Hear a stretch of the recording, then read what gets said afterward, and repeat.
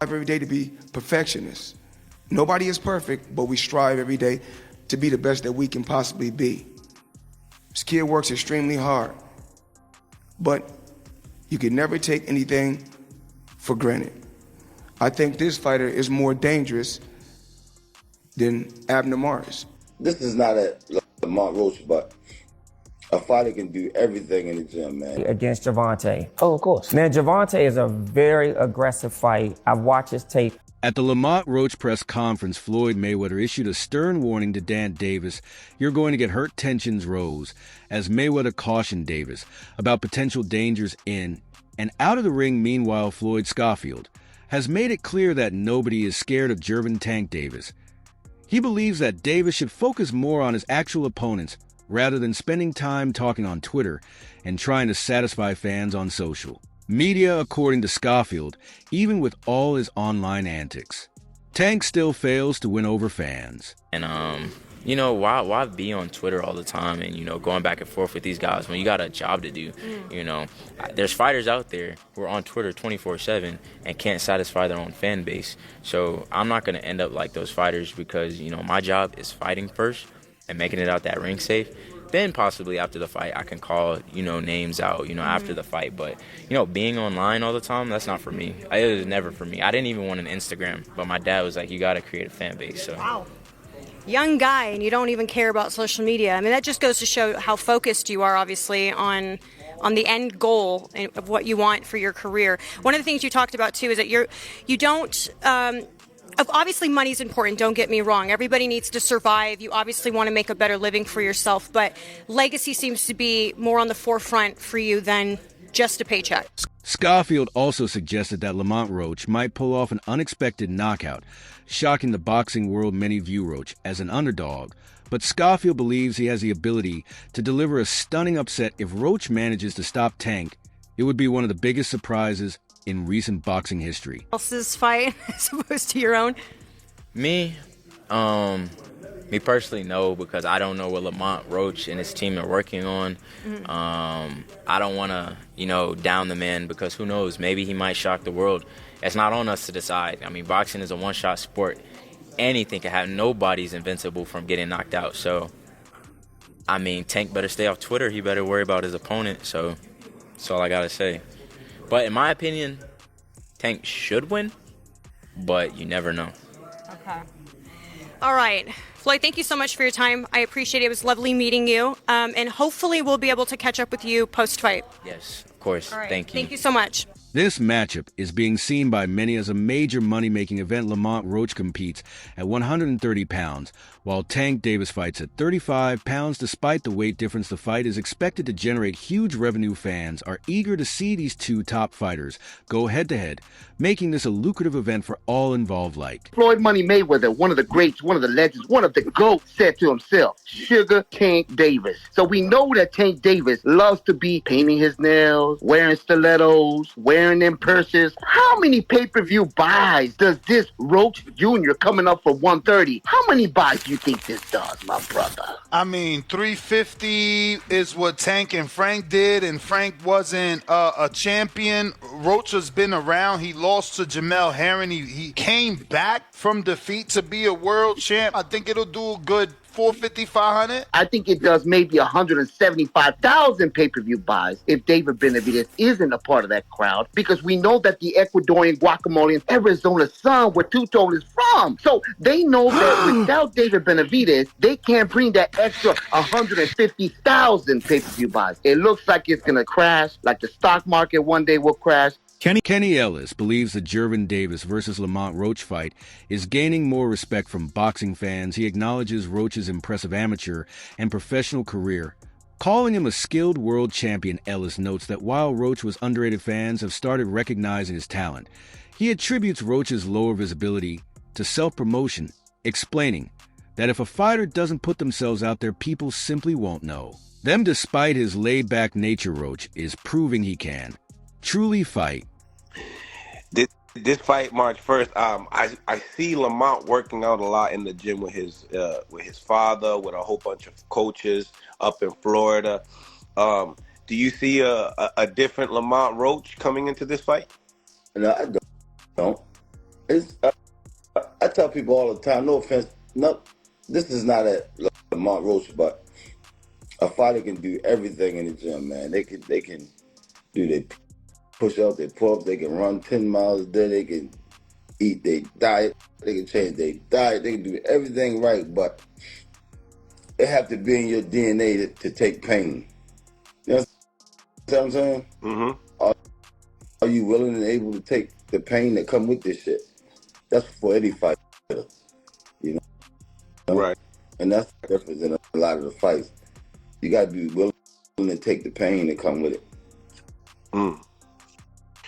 Now, in the actual fight, not the training, in the actual fight. In the actual fight, what's the difference between, you know, the pain inside the gym gearing up to the fight versus the lights and you know, being on Showtime?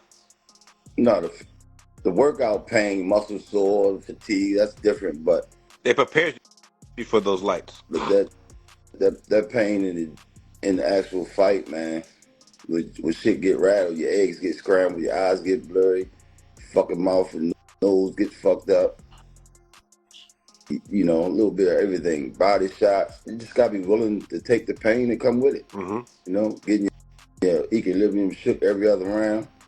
Davis faces backlash, with some calling him a cherry picker, while others see the fight as underrated. Often unexpected matchups turn out better than the so-called super fights. Johnny Ortiz defends Gervonta Davis, saying he can't be blamed for fighting Lamont Roach, a champion. He questions whether Tank should just wait for bigger names. Roach is a champion, so the fight makes sense. Davis, catching a lot of backlash. You know, you got people that are calling Tank a cherry picker, people that are saying it's a good fight, an underrated fight. I'm more of the latter. I think that it's always the fights that the fans really aren't asking for that are really the good fights. Because the fights that we consider super fights, oh man, this guy versus that guy is going to be the greatest fight ever. Them Jones is like whitewashes. Yeah, because certain brands, when it comes to like bigger names, don't mean it's always the best fight when it comes to skill, and that's where I get where you coming from. But Lamont Roach, we know he don't got a big name. Good fighter, champion 130.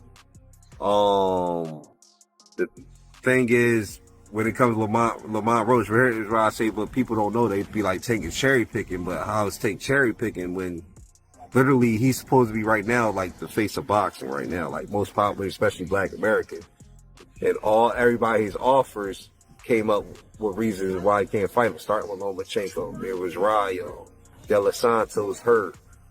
They try to offer the WBO. Dennis Berinchik? Dennis Berinchik.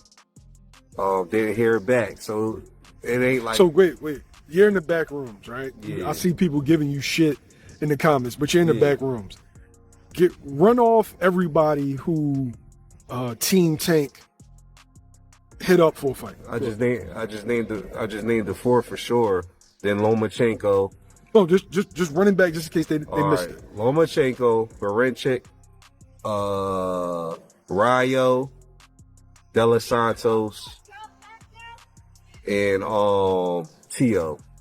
Mickey Bay admits he wanted Tank to fight someone else, but sees the logic in facing Roach, a champion with a strong record.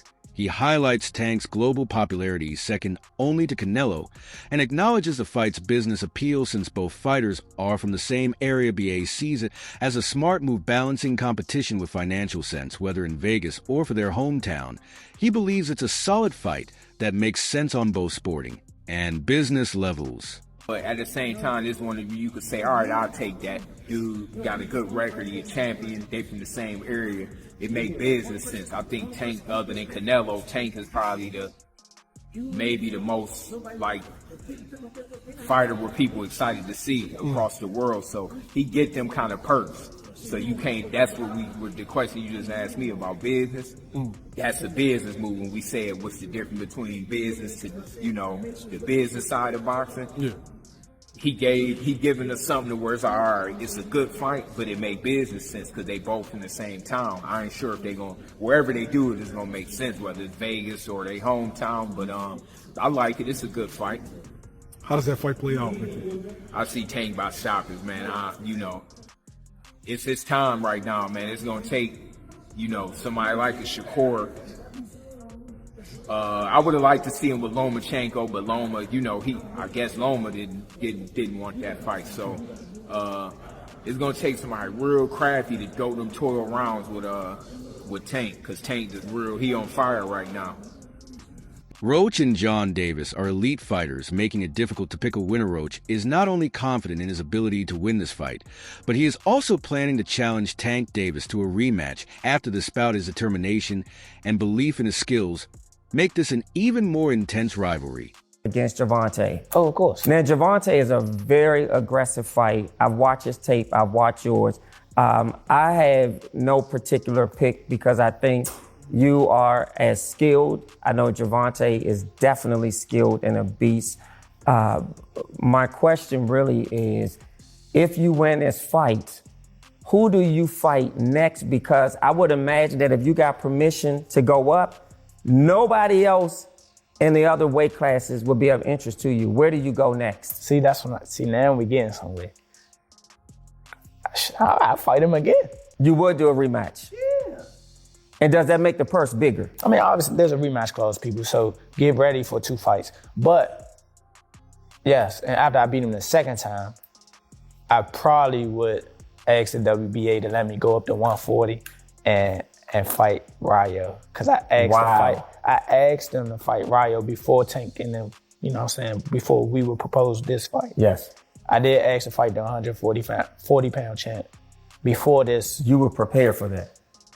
Lamont Roach has made it clear that his fight against Tank Davis isn't about money. He sees Davis as an easy opponent, describing him as nothing more than a piece of cake. Roach emphasizes that he is the true champion at 130 pounds, while Tank fights at 135 pounds.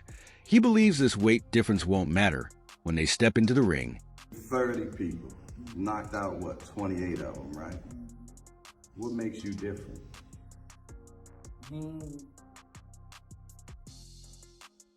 He probably can't answer that question. But it's the skill, the will. I got the whole package, man. I ain't gonna lie to you. I'm not sitting there waiting to get hit by nobody, especially somebody that's supposed to be a power puncher. Mm-hmm. That's evidently a power puncher. Mm-hmm. I got too much. I got too much for me to go out like that. I'm not saying he don't, but I can't, if anything, I'm trying to flip it around. I'm trying to make it like flip the narrative. Like I'm the one in there.